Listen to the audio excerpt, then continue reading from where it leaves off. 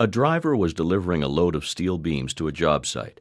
After positioning his flatbed truck as directed, he stood near the hydraulic crane that was offloading the truck to watch the operation.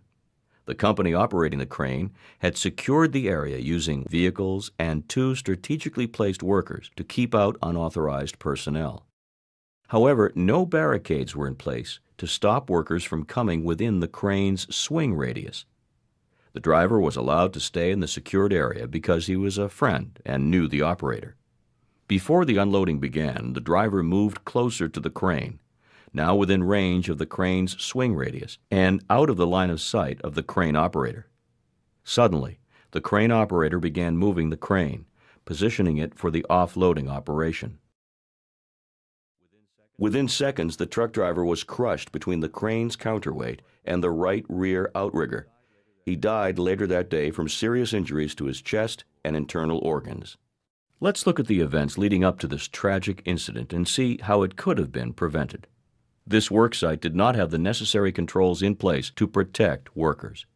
The radius of the crane's superstructure was not barricaded, and the flatbed driver was allowed to remain in what was supposed to be a secured area. Let's look again at the work area. Now, a temporary barricade, including 3-inch caution tape, is in place to prevent workers from coming too close to the swing radius of the crane. In addition to the barriers, employers should make sure crane and/or superstructure movement occurs only when an all-clear signal is given to the operator. Now, as the crane begins to move, no worker is within the swing radius and no contact occurs. This example shows the importance of employers following OSHA's standards to ensure that workers are provided with a safe workplace. These types of construction deaths are preventable. The protective measures shown here save workers' lives. Use these protections on the job. It could be the difference between life and death.